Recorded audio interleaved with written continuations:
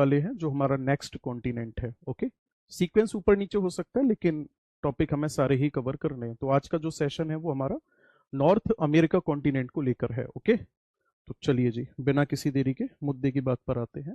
देखो ध्यान से सामने, नॉर्थ अमेरिका कॉन्टिनेंट।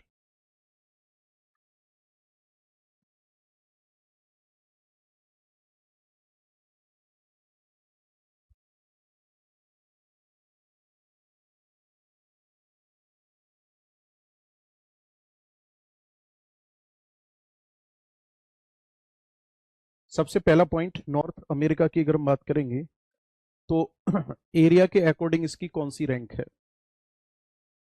थर्ड है सर। पॉपुलेशन के अकॉर्डिंग कौन सी है? तो एक रैंक बढ़ जाती है, थर्ड नहीं है, फोर्थ है, क्योंकि थर्ड नंबर पे यूरोप कॉन्टिनेंट आ जाता है। आपसे पूछा जाएगा इस कॉन्टिनेंट को डिस्कवर किसने किया, तो मैं लिख सकता हूं यहां पे डिस्कवर्ड बाई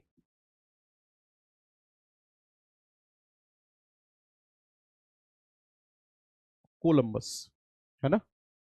इसकी खोज किसने की थी?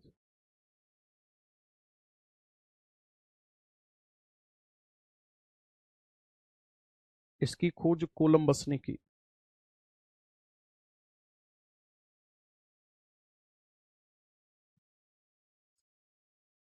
और कोलंबस ने इसको डिस्कवर करने के बाद क्या कहा था? कोलंबस ने इसको नाम दिया था the continent of new world, यानी कि नई धरती का महाद्वीप। ओके, नई विश्व का महाद्वीप।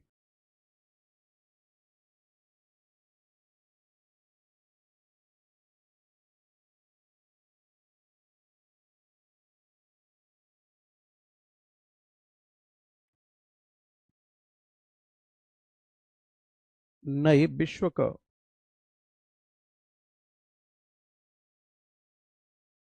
महाद्वीप नाम दिया गया।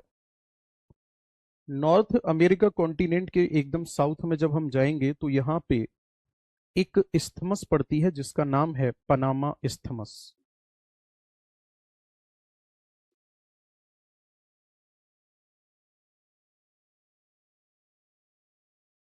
पनामा स्थल संधि लिख देता हूं मैं। इसको थोड़ा सा समझ लेते हैं ये है क्या। जैसे एक शब्द होता है जल संधि, जल का मतलब वाटर से हो जाएगा, संधि का मतलब जंक्शन यानी कि कनेक्ट करना। जब एक ऐसी वाटर बॉडी जो टू डिफरेंट टाइप की वाटर बॉडी को कनेक्ट करेगी तो ऐसी कंडीशन में लैंड पोर्शन डिफरेंट हो जाएंगे। भाई सिंपल सी बात है, दो नहरें आपस में जुड़ रही हैं तो उन नहरों की वजह से उनके आसपास की जो जमीन है वो तो अलग हो जाएगी। स्थल संधि जस्ट इसके अपोजिट होती है। स्थल संधि का मतलब हो गया कि एक ऐसी नैरो लैंड स्ट्रिप, एक ऐसा सकरा या पतला स्थलीय भाग जो दो बड़े बड़े स्थलों को तो कनेक्ट कर रहा है लेकिन वही दो जलीय भागों को क्या करेगा? सेपरेट करेगा। तो स्थल संधि की अगर मैं बात करूंगा, पनामा स्थल संधि की, ध्यान से सुनना, तो ये कनेक्ट करती है नॉर्थ अमेरिका और साउथ अमेरिका को। इन दोनों को क्या करती है? ये जोड़ती है। वहीं अटलांटिक और पैसिफिक को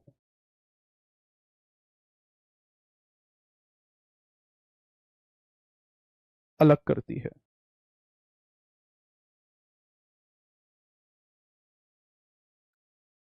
आगे अगर मैं बात करूंगा तो यहां पानी वाला भाग है बीच में,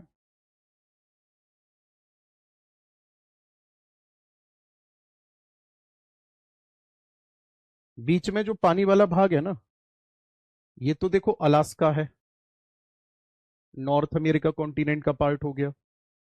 और यहां पे पड़ता है फिर रसिया, जो एशिया कॉन्टिनेंट का पार्ट है। इन दोनों के बीच में एक जल संधि है जिसका नाम है बेरिंग स्ट्रेट। क्या नाम है इसका? Bearing straight.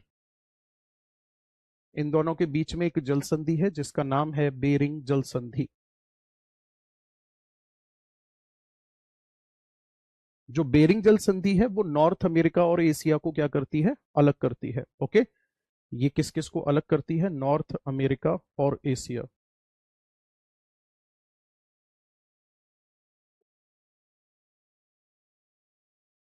इन दोनों को अलग करती है। ठीक है मेरे प्यारे साथियों, चलो आगे बढ़ते हैं।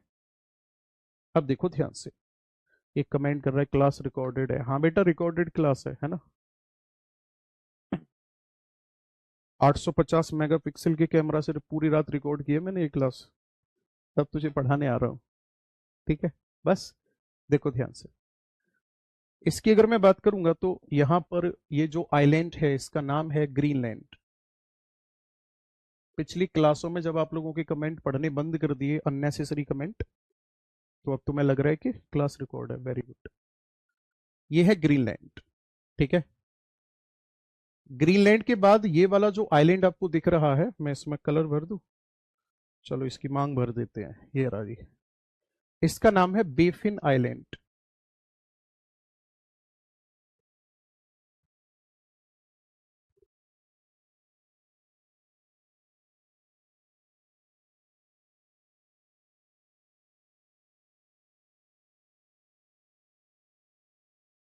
बेफिन आइलैंड,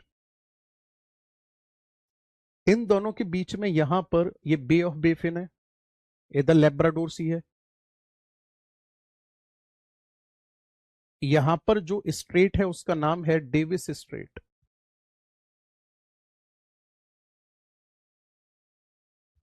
ठीक है, ये हडसन की खाड़ी हो गई, और एक जल संधि यहां पर है, इसका नाम है हडसन स्ट्रेट।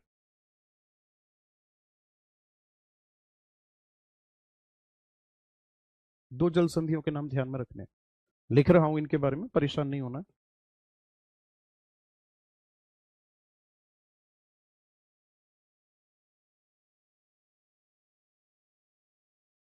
डेविस स्ट्रेट,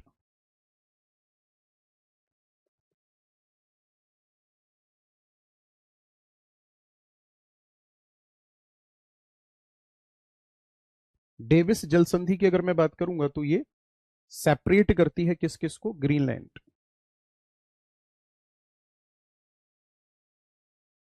और बेफिन आइलैंड को। ठीक है, और कनेक्ट किसको किससे करेगी,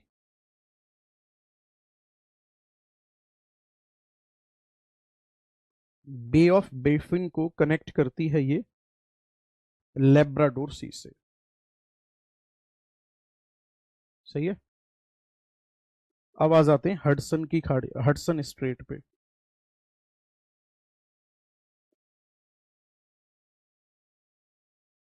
ये सेपरेट करेगी किसको किससे, बेफिन आइलैंड को सेपरेट करती है किससे, अनगावा पेनिनसुला से।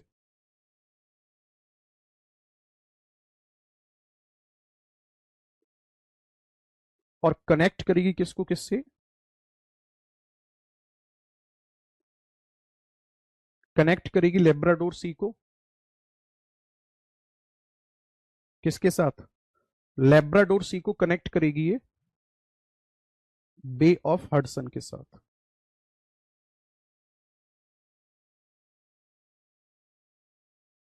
ठीक है जी, ये जल संधियां हैं जो आप लोगों को ध्यान में रखनी है, नॉर्थ अमेरिका से रिलेटेड, एग्जाम में कई बार पूछ लेता है। 2 मिनट का टाइम है आपके पास, जल्दी से नोट कर देंगे फिर आगे बढ़ते हैं।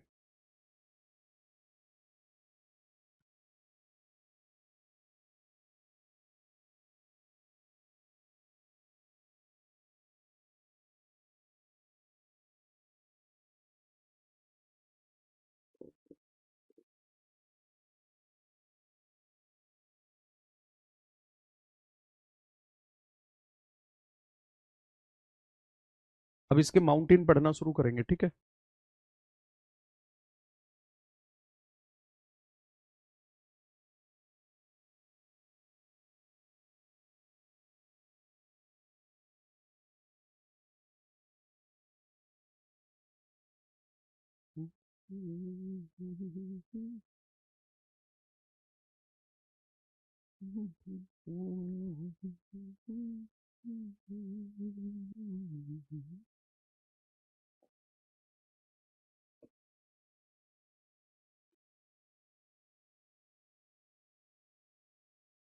देखो ध्यान से, यहाँ के माउंटेन की अगर मैं बात करूंगा तो सबसे पहले यहाँ पे एक माउंटेन है, ये इधर एक माउंटेन फैला हुआ है, इस माउंटेन का नाम है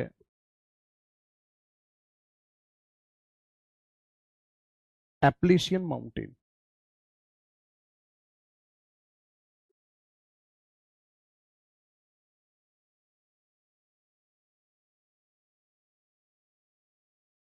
अपलेशियन पर्वत नाम है इसका। इसकी अगर मैं बात करूंगा तो ये यहाँ का ओल्ड और रेजिडुअल माउंटेन है।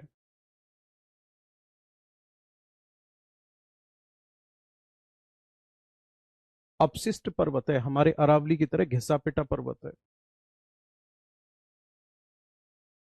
Mount Mikel.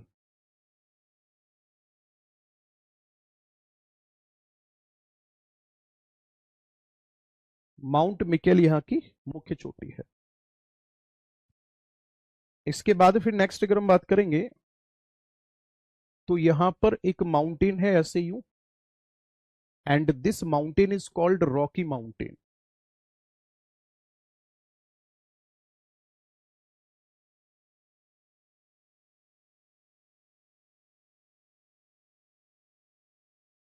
रॉकी माउंटेन की अगर मैं बात करूंगा तो ये है एक वॉल्केनिक फोल्डिंग माउंटेन।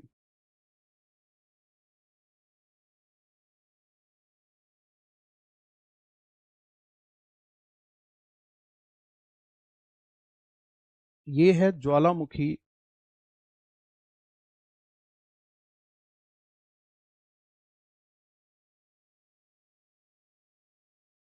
ये ज्वालामुखी मोड़दार पर्वत है।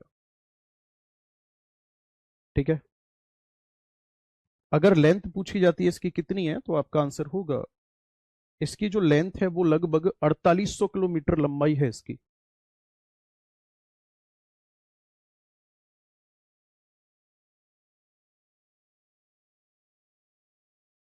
और ये है वर्ल्ड्स सेकंड लार्जेस्ट।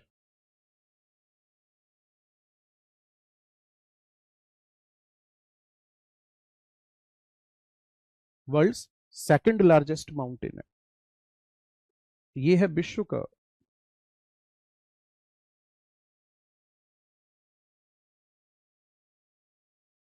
दूसरा बड़ा पर्वत है।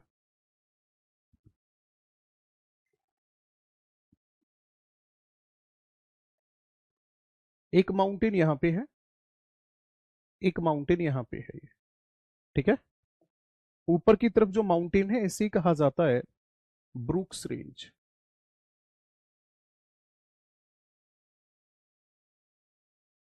ये जो माउंटेन है इसे कहा जाता है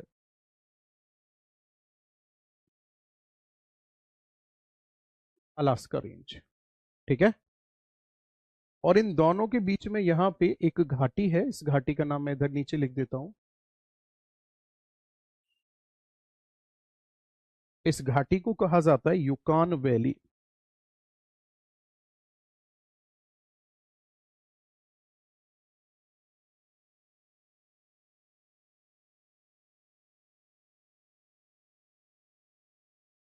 यहां वॉल्केनिक इरप्शन बहुत ज्यादा होते हैं इसलिए इसे कहा जाता है वैली ऑफ 10,000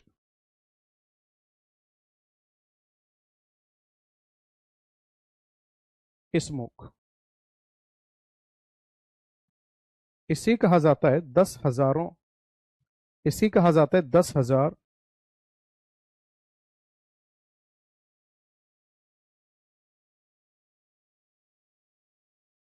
द्वारों की घाटी। ठीक है, पूरा नोट करेंगे जल्दी फिर आगे बढ़ते हैं।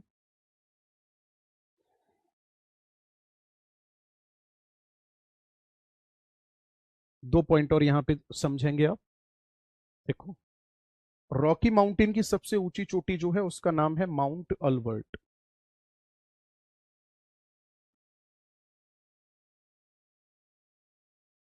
लेकिन अलास्का रेंज पर जो चोटी है जिसका नाम है देनाली, इसकी हाइट है 6169 मीटर।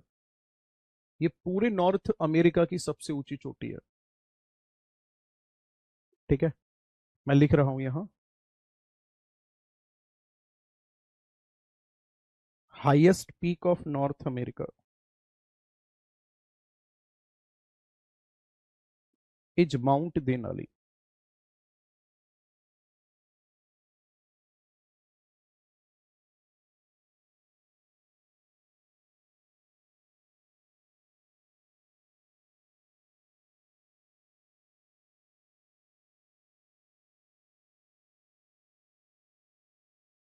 सबसे ऊंची चोटी है।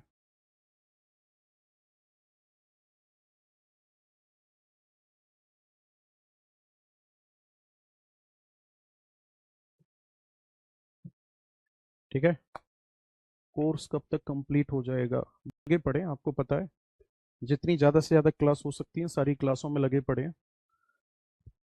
ये मत सोचो कि कितना रह गया है, ये सोचो कि कितनी जल्दी आप इसको रिवाइज करके तैयार कर लो। मैं हमेशा कहता हूं एक बार अच्छे से तैयार कर लोगे टेंशन खत्म हो जाएगी आगे की, नहीं तो फिर इसी में लगे रहोगे, टेंशन में ही लगे रहोगे कि फिर आप ये कैसे करें वो कैसे करें। समझ रहे हो?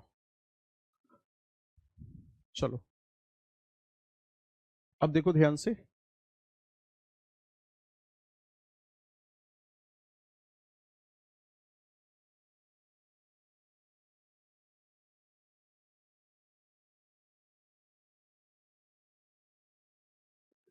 यहाँ पे ना कुछ माउंटेन है, अब और माउंटेन आएंगे यहाँ पे, जैसे यूं एक आएगा कोस्टल रेंज,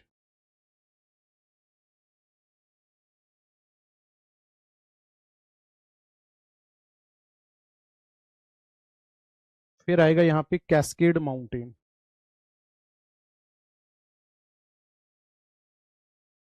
फिर आएगा एक यहाँ पे शेरा नेवादा,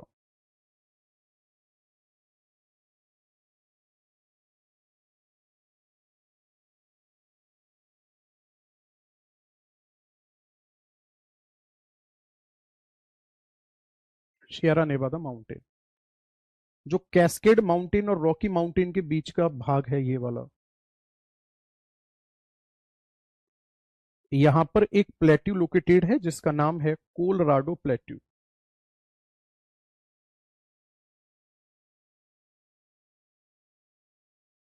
ठीक है, कौन सा पठार है ये? कोलोराडो का पठार है।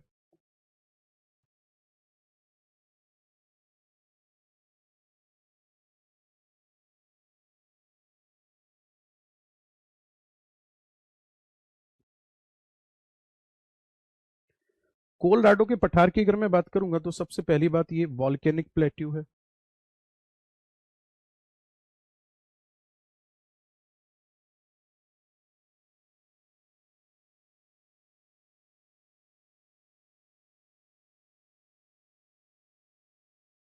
ये ज्वालामुखी पठार है। ठीक है, यहां पर ब्लैक सॉइल पाई जाती है।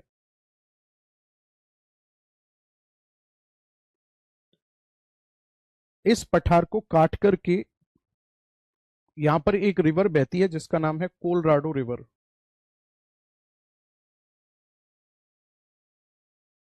और कोलोराडो रिवर इस वाले क्षेत्र को काट करके, मैंने जैसे आपको इंडियन ज्योग्राफी में बताया होगा, क्या नाम है, इंडियन ज्योग्राफी में मैंने आपको एक्सप्लेन किया था, world's largest canyon, Grand Canyon, वो यहीं पे है। Colorado river formed Grand canyon.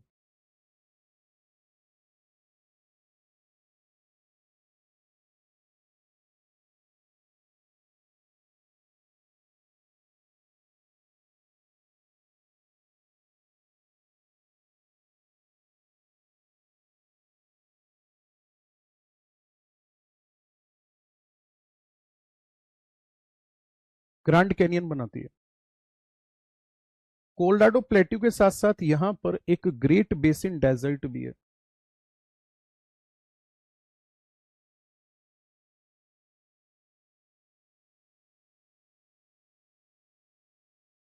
क्या है यहां पर?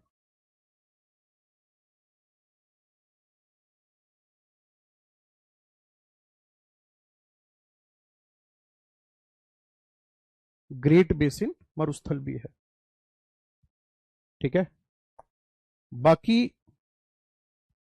यहाँ यूएसए और मैक्सिको के बॉर्डर पे डेजर्ट पड़ते हैं, उनको हम एक साथ पढ़ लेंगे, ठीक है, उसकी कोई दिक्कत नहीं है। अब हम इसके एक एक क्षेत्र को उठाएंगे और फिर पढ़ना शुरू करेंगे। ओके, चलो जी, चलो जी।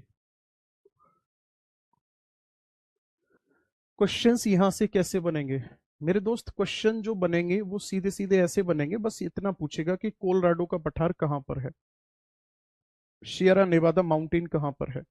बहुत बेसिक से क्वेश्चंस बनते हैं, बट ऐसा होगा नहीं कि डायरेक्ट हम लोग याद कर लेंगे इन फैक्ट को, तो थोड़ा सा रिलेट करके पढ़ना पड़ेगा। समझ रहे हो मेरी बात को? सबसे पहले इस वाले क्षेत्र की बात करते हैं।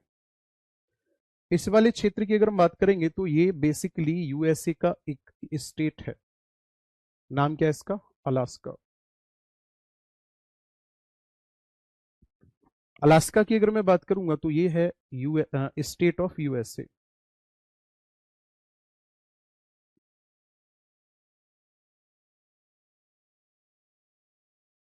नेक्स्ट अगर मैं बात करूंगा तो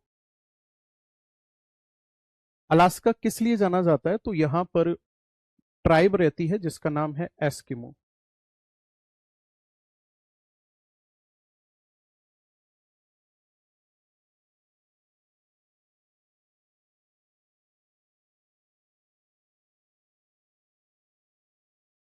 यहां पर एस्किमो जनजाति पाई जाती है।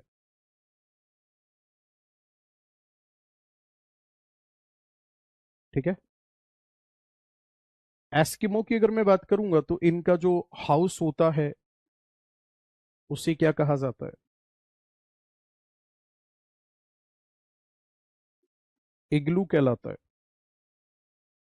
इनकी जो बोट होती है उसे क्या कहा जाता है? कयाक कहा जाता है। इनके जो वेपन होते हैं, हथियार जो होते हैं, उसे क्या कहा जाता है? हारपून कहा जाता है। बाकी यहाँ अलास्का में क्या फेमस है? अलास्का में एक चीज और फेमस है जिसे कहा जाता है परमाफ्रॉस्ट।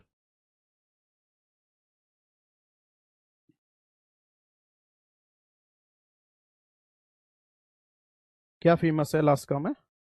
परमाफ्रॉस्ट जो है वो फेमस है। परमाफ्रॉस्ट अब होता क्या है एक्चुअल में? है क्या ऐसे क्षेत्र जहां पर विंटर सीजन बहुत लंबे समय तक चलते हैं, तो ऐसे क्षेत्रों में होता क्या है, मिट्टी के नीचे, मिट्टी के नीचे बर्फ जम जाती है। ऊपर से देखने में वो एकदम ऐसा लगेगा आपको जैसे बिल्कुल नॉर्मल, जैसे हमारे यहाँ पे एज यूजुअल लैंड पोर्शन होता है वैसे ही है, लेकिन मिट्टी के अंदर बर्फ जमी हुई है। अब दोस्तों उस बर्फ का फायदा या नुकसान है यहाँ की, अगर हम इकोलॉजिकल सिस्टम को देखेंगे तो उस बर्फ का सबसे बड़ा फायदा ये मिलता है कि उस बर्फ में जो ऑर्गेनिक सब्सटेंस है वो पूरी की पूरी तरह से कंजर्व रहते हैं, वो उनका डिकम्पोजिशन नहीं हो पाता। ऐसा समझ लो कि परमाफ्रॉस्ट में एक कई हजार साल पुरानी एक फॉक्स यानी कि लोमड़ी उसमें दबी हुई मिली थी, और उसकी बॉडी पर कोई भी कीड़े नहीं पड़े, कुछ भी उसकी बॉडी खराब नहीं हुई। अब आप सोचकर देखो, अगर उसकी बॉडी खराब होती, वहां पे परमाफ्रॉस्ट नहीं होता, उसकी बॉडी खराब होती, तो खराब होने पर कार्बन रिलीज होता। तो एटमॉस्फेयर में कार्बन की मात्रा को कहीं ना कहीं परमाफ्रॉस्ट ने क्या कर दिया, कम कर दिया। तो इसके फायदे और नुकसान दोनों है। परमाफ्रॉस्ट जहां एटमॉस्फेयर में कार्बन की मात्रा को बढ़ने नहीं दे रहा है, वहीं परमाफ्रॉस्ट कोयला और पेट्रोलियम जैसे मिनरल्स को बनने भी नहीं देगा, क्योंकि जब इनका डिकम्पोजिशन होगा तब वहां पर कोयला और पेट्रोलियम बनेंगे। बात समझ में आ रही है? बट इसका सबसे बड़ा जो एडवांटेज माना जा रहा है वो ये माना जा रहा है कि जो परमाफ्रॉस्ट हैं अपने अंदर कार्बन की एक बड़ी मात्रा को कंजर्व किए हुए हैं। ठीक है। तो ये क्षेत्र किसके लिए जाना जाता है? मैं लिख देता हूं इधर, ये जो क्षेत्र है परमाफ्रॉस्ट के लिए जाना जाता है।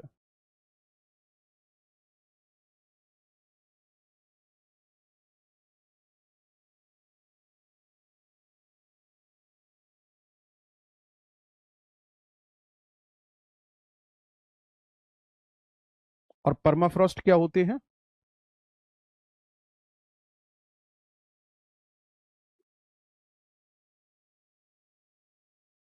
परमाफ्रॉस्ट की अगर मैं बात करूंगा तो ये फ्रोजन ग्राउंड होते हैं।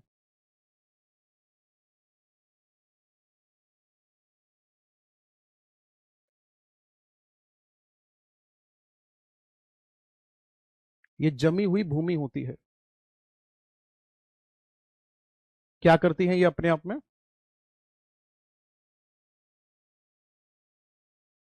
Absorb huge amount of carbon.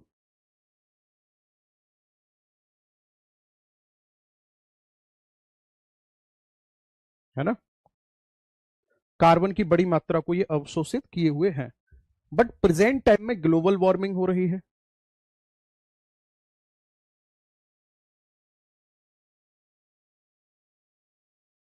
इस ग्लोबल वार्मिंग की वजह से परमाफ्रॉस्ट क्या कर रहे हैं? परमाफ्रॉस्ट मेल्ट कर रहे हैं, पिघल रहे हैं। और जब परमाफ्रॉस्ट पिघलेगा तो इससे जमीन फट रही है,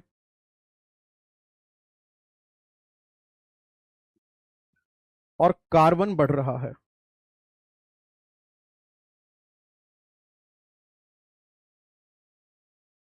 ठीक है, जमीन जो है वो लगातार फटती जा रही है और कार्बन जो है वो लगातार बढ़ता जा रहा है।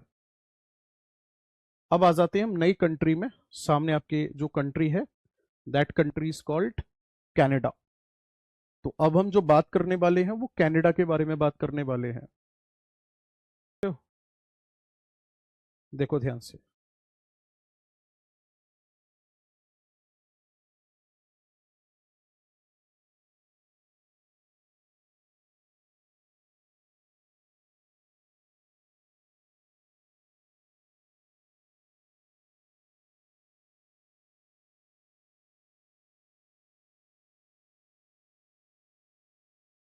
अच्छा, इसके नीचे कौन सा कंट्री है?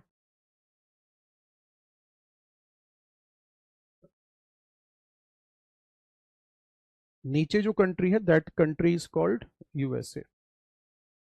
तो इनके बीच में ना यहाँ पे लाइन है ये,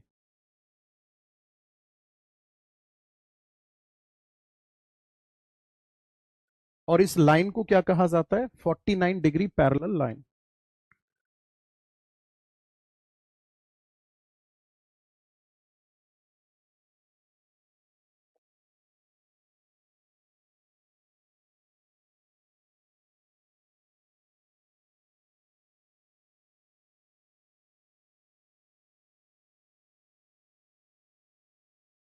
उनचास डिग्री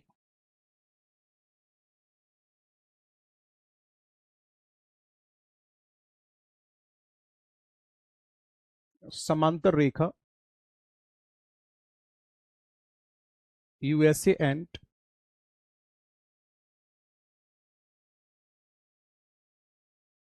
कनाडा को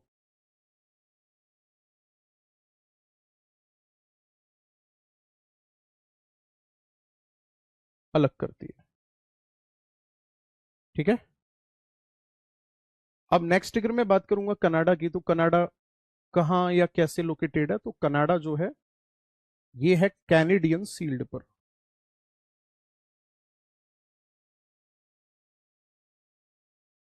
है ना, किस पर लोकेटेड है? कैनेडियन सील्ड पर लोकेटेड है। और जो कैनेडियन सील्ड है ये जानी जाती है किसके लिए? हाई रिजर्व ऑफ मिनरल्स के लिए जानी जाती है। यानी कि यहां पर बड़ी मात्रा में मिनरल्स का रिजर्व देखने को मिलता है।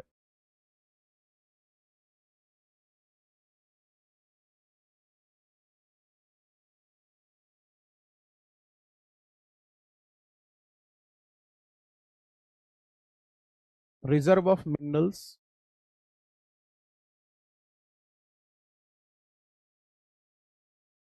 Highly found. यहां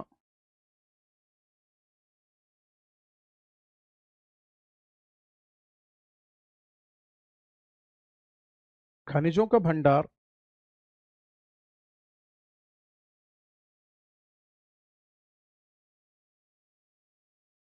अधिक पाया जाता है।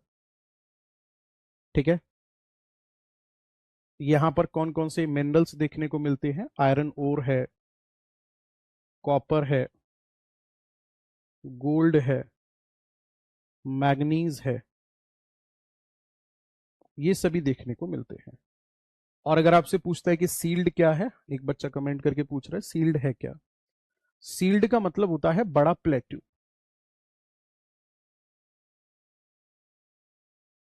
बड़ा और पुराना पठार। अब समझ में आया? बाकी अगर मैं बात करूंगा कनाडा में, तो ध्यान से सुनना, यहां पर ना लेक लोकेटेड है, ऐसे यू सीक्वेंस में लेक है यहां। इन लेक के नाम क्या है? BSARW, इसका नाम है बियर लेक। पूरा नाम है इसका ग्रेट बियर लेक। फिर आती है ग्रेट स्लैब लेक, सीक्वेंस में लिख रहा हूं मैं इनको। फिर है अथाबस्का लेक। एक आती है रेंडियर लेक। लास्ट में आती है वेनपेग लेक। ये टोटल 5 झीलें एकदम सीक्वेंस में है यहां पे। और इन झीलों में ये मिनरल्स भी पाए जाते हैं, याद रखना। इन झीलों में क्या पाए जाते हैं? ये मिनरल्स पाए जाते हैं। बाकी अगर मैं बात करूंगा तो ध्यान से सुनेंगे मेरी बात को। ये किस लिए फेमस है? कनाडा। कनाडा फेमस है न्यूज प्रिंट के लिए। यहां बनाया जाता है अखबारी कागज।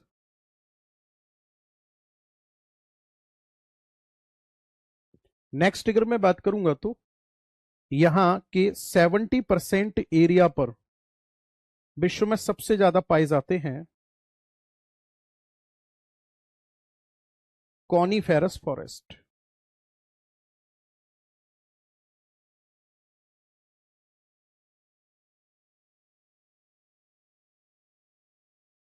यहां पर शंकुधारी वन पाए जाते हैं।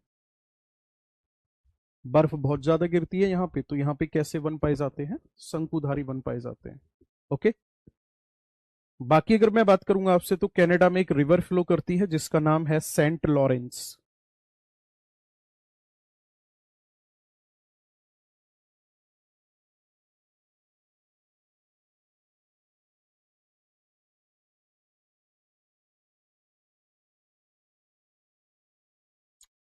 बनाओ फटाफट से।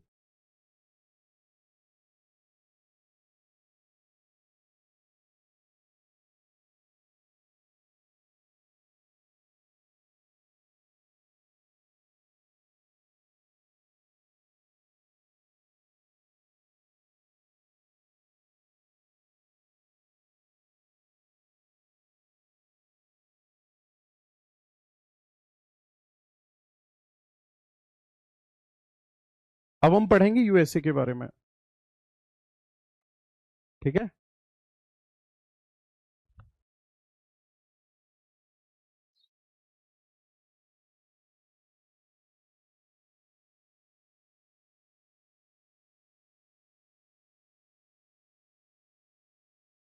United state of America.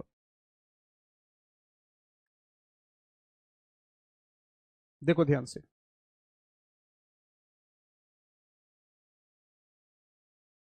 Capital क्या है इसकी?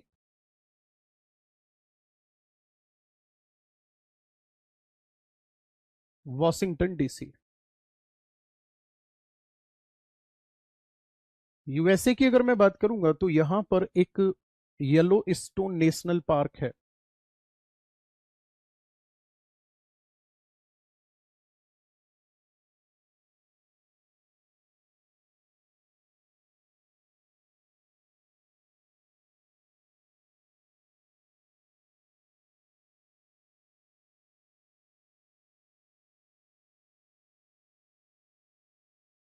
और ये यूएसए के पश्चिमी भाग में आता है। पूरा का पूरा क्षेत्र ऐसा है जहां पर बहुत सारे वॉल्केनोज लोकेटेड हैं। ठीक है ना? मैं लिख देता हूं यहां पे, ये किसके लिए जाना जाता है। यहां पर वॉल्केनोज हैं, volcanoes and geyser fount. Geyser का मतलब गर्म जल के स्रोत। मतलब, अरे मतलब ये जमीन में से गर्म पानी खुद ब खुद बाहर निकल कर आ रहा हो। जैसे हमारे हिमाचल प्रदेश के मणिकरण साहिब टेम्पल जो है, वहां पर गर्म पानी अपने आप बाहर की तरफ निकल कर आ रहा है। नेक्स्ट अगर मैं बात करूंगा तो यहां पे व्हाइट फॉरेस्ट माउंटेन है। माउंटेन का नाम है ये।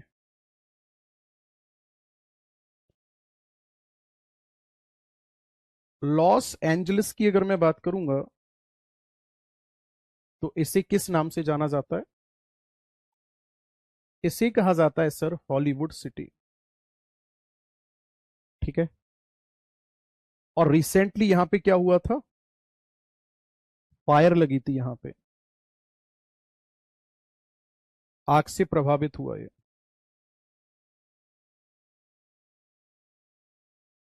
और कब की बात है ये? 2025 की।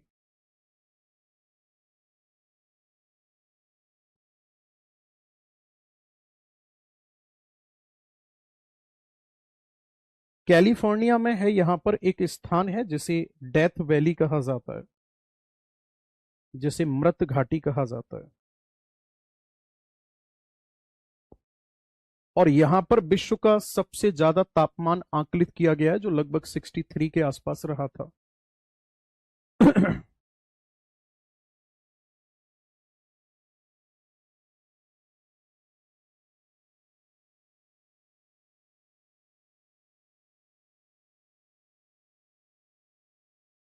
विश्व के सर्वाधिक तापमान का यहां पर आकलन हुआ है। यहां पर सिलिकॉन वैली पड़ती है, जो जानी जाती है किस चीज के लिए? आईटी सेक्टर के लिए। ठीक है। आगे अगर हम बात करेंगे तो यहां यूएसए में मेजर फूड क्रॉप क्या है?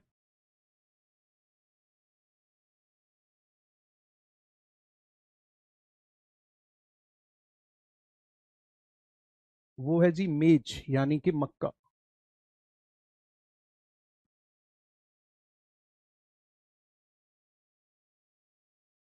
यहां पे न्यूयॉर्क है। और ये किस नदी के किनारे पर है? तो आपका आंसर होगा on Hudson river bank. New York जो है वो हडसन नदी के किनारे पर है। और ये जो न्यूयॉर्क है वो किस चीज के लिए जाना जाता है? विश्व का सबसे बड़ा रेलवे स्टेशन है यहां पर।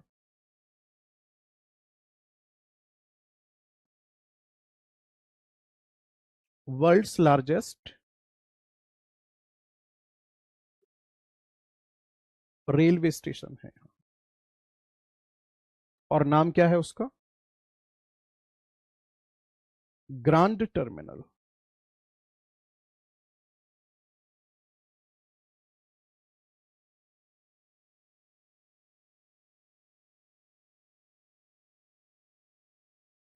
ठीक है।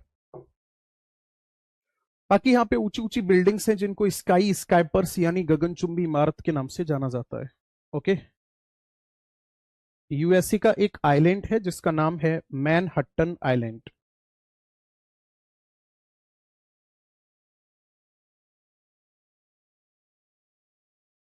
यहां पर, या सीधा सीधा आप डायरेक्ट ऐसे लिख लो कि जो यूएसए है, यूएसए में वर्ल्ड बैंक और यूएनओ का हेड ऑफिस है।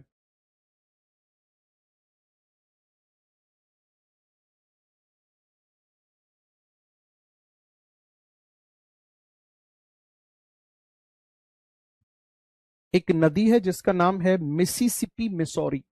नाम लिख रहा हूं मैं।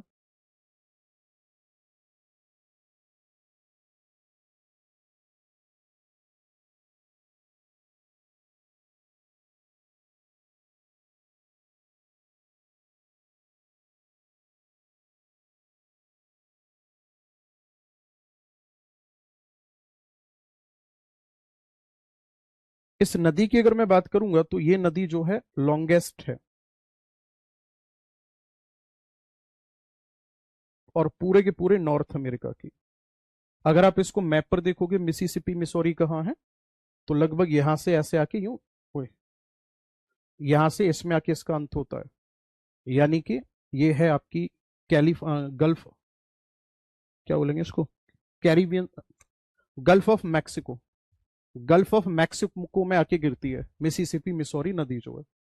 ये सारे पॉइंट आप नोट करोगे, फिर ग्रेट लेक्स के बारे में पढ़ते हैं, फिर उसके बाद मैक्सिको के बारे में।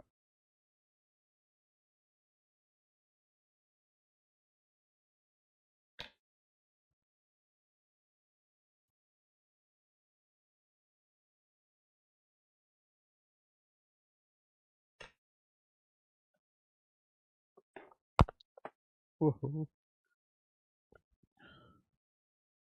हाँ जी। हो गया।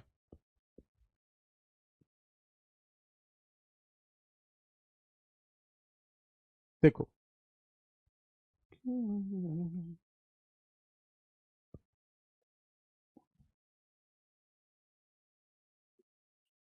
ऊपर वाला कंट्री कौन सा है?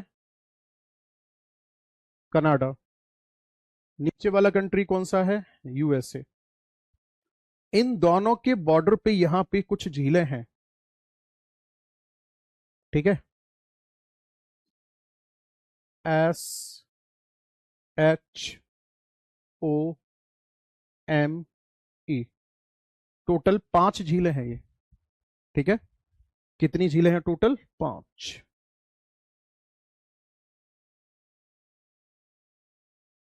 क्या क्या नाम है इनके? मैं लिखता हूं यहां पे।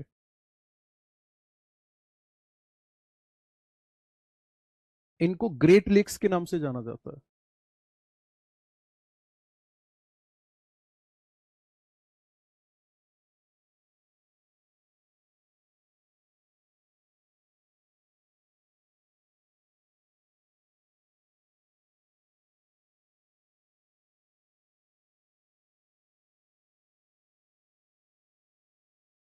उत्तरी अमेरिका की महान झीलें। देखो ध्यान से। इसमें आती है superior lake.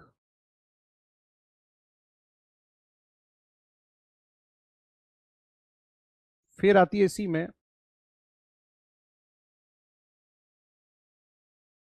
Huron lake.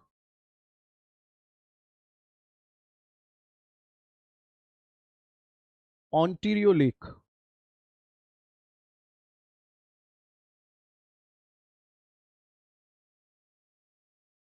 Michigan lake.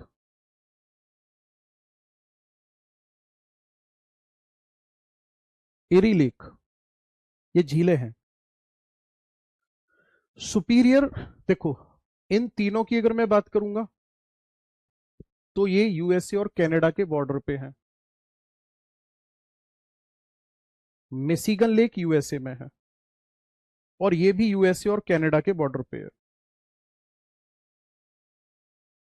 Superior की अगर मैं बात करूंगा तो जो लेक सुपीरियर है इसे माना जाता है विश्व की सबसे बड़ी ताजे पानी की झील कहा जाता है इसको।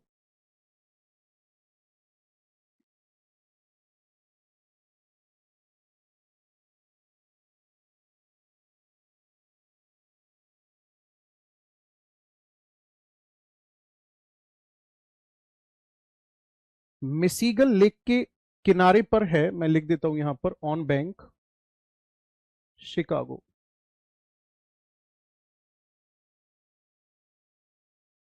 कौन सा शहर है? शिकागो शहर है, मिशिगन झील के किनारे पर। और जो ये शिकागो है, ध्यान से सुनना, ये किसके लिए जाना जाता है? ये जाना जाता है मीट मार्केट के लिए।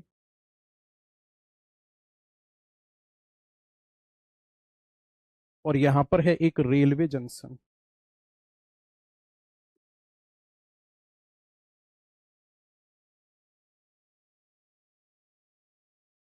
ठीक है। पूरा नोट करो जल्दी से। अब हम लास्ट यहां मैक्सिको पे आ जाएंगे।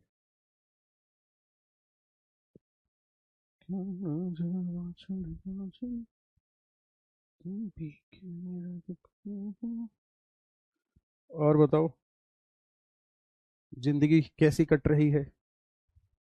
ऐसी फीलिंग तो नहीं आती कभी कभी ये दुख खत्म काहे नहीं होता है बे? हम्म। चलिए आगे बढ़ते हैं। मैक्सिको। वो डोंकी मूवी देखिए, डोंकी या डंकी क्या बोलेंगे उसको? वो इस बॉर्डर से ही तो होता है, मैक्सिको से यूएसए की तरफ जाते हैं। शाहरुख खान की जो मूवी है।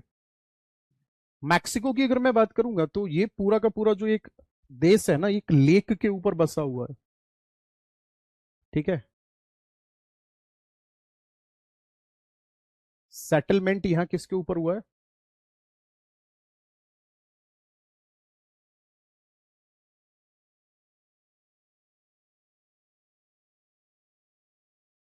Lake sediment.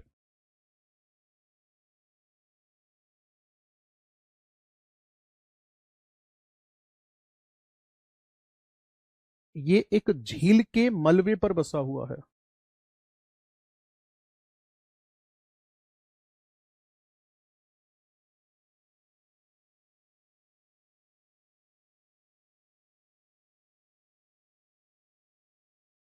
है ना। नेक्स्ट अगर मैं बात करूंगा तो यूएसए और मैक्सिको के बॉर्डर पे क्या क्या है। ये मोस्ट इंपॉर्टेंट है, यहां से कई बार क्वेश्चन बने। यहां एक रिवर फ्लो करती है जिसे कहा जाता है रियो ग्रांडे रिवर।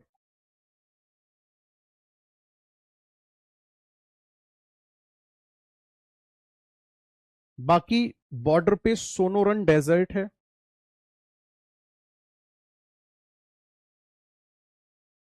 एक है मोजावे डेजर्ट।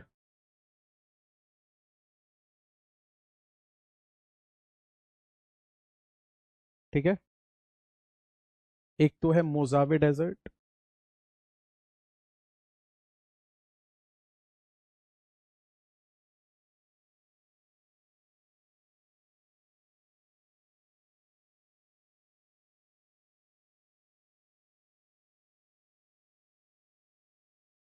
सोनोरन मरुस्थल।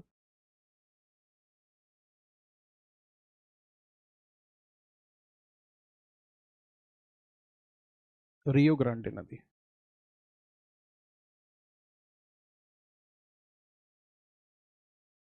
या, यहां पे ना ऐसे यूं देखोगे आप तो दो माउंटेन है। एक का नाम है सियरा मैड्रे,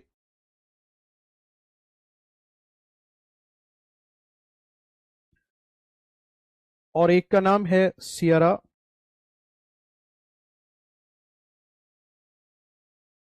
ओरिएंटल। ये माउंटेन है, पर्वत के नाम है। क्या है बाबू ये? पर्वत।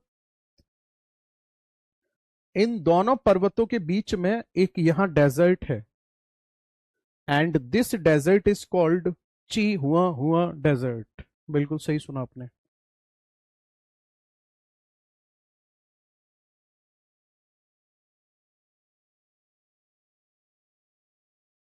क्या नाम है इसका?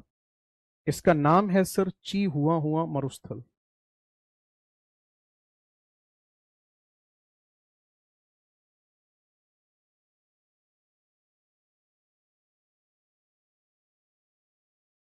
ची हुआ हुआ डेजर्ट की अगर मैं बात करूंगा तो यहां पर है वर्ल्ड्स लार्जेस्ट सिल्वर माइन।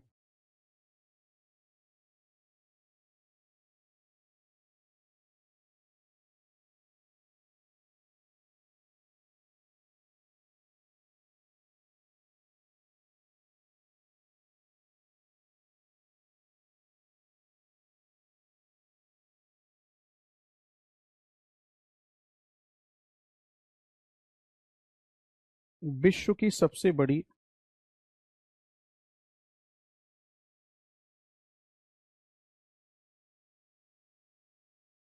चांदी की खान है।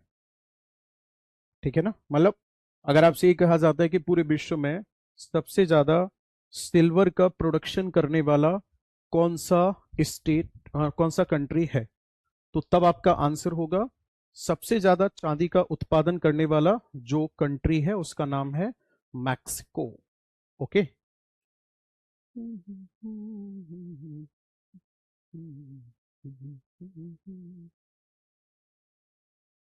इतना आपने पढ़ना है इस पूरे के पूरे कॉन्टिनेंट में। हाँ, बाकी एक पॉइंट और रह गया यहाँ पे, जो ग्रासलैंड्स हैं।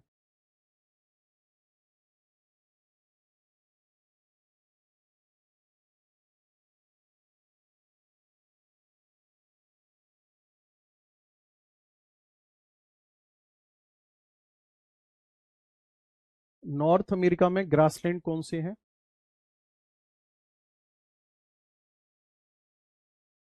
तो यहाँ पे सब ट्रॉपिकल ग्रासलैंड पाए जाते हैं।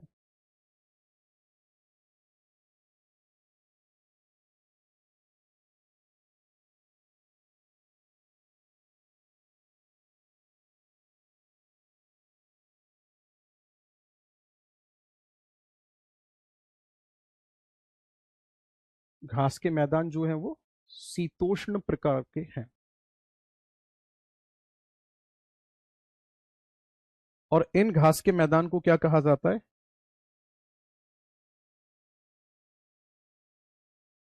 प्रियरी ग्रासलैंड कहा जाता है।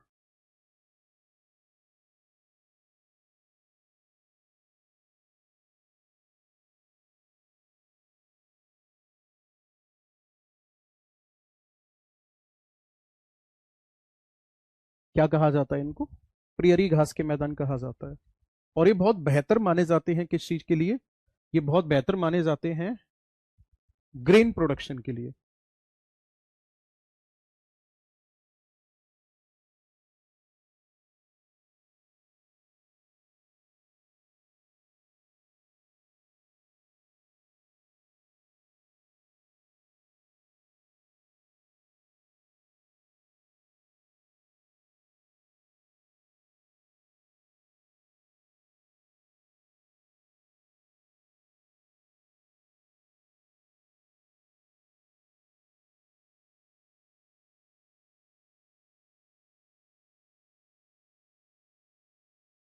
एक विंड का नाम याद आ रहा होगा आपको, चिनूक विंड, जो यहां पे चलती है।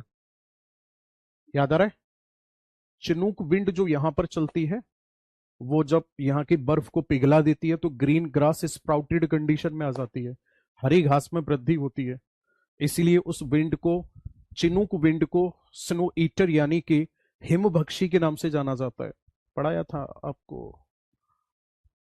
ये पूरा हो गया आपका नॉर्थ अमेरिका कॉन्टिनेंट, और इसमें खास करके यूएसए को आपको ध्यान में रखना है, ठीक है? सबसे ज्यादा यूएसए पे ही क्वेश्चंस बनते हैं। यूएसए में आपको क्या क्या ध्यान में रखना है? एक तो ये ग्रेट लेक्स के बारे में जरूर ध्यान में रखना है ना? SHOMI, ठीक है? SHOMI, और यहां पे था BSARW। ये आपको टोटल BSARW, SHOMI, 5 और 5 10 झील के नाम आपको जरूर ध्यान में रखने हैं। 5 कनाडा की और बाकी 5 बॉर्डर वाली है, ठीक है? बाकी न्यूयॉर्क के बारे में बता ही दिया मैंने, न्यूयॉर्क सिटी किस लिए जाना जाता है। और कैलिफोर्निया, लॉस एंजलिस, ये 3 सिटी के नाम आपको जरूर ध्यान में रखने हैं। येलो स्टोन नेशनल पार्क है यहाँ पर, कैस्केड माउंटेन है ये। बाकी सियरा नेवादा जो है यहाँ का ब्लॉक माउंटेन है, और ये सियरा नेवादा जो है ये पूरे विश्व का सबसे बड़ा ब्लॉक माउंटेन माना जाता है इसको। किसे? सियरा नेवादा को, ठीक है? तो इसे भी कवर कर जाओगे आप। बाकी क्या बचा? बाकी तो करा ही दिया है ना। चलो, अगली क्लास जो होगी आप लोगों की, वो होगी साउथ अमेरिका कॉन्टिनेंट की।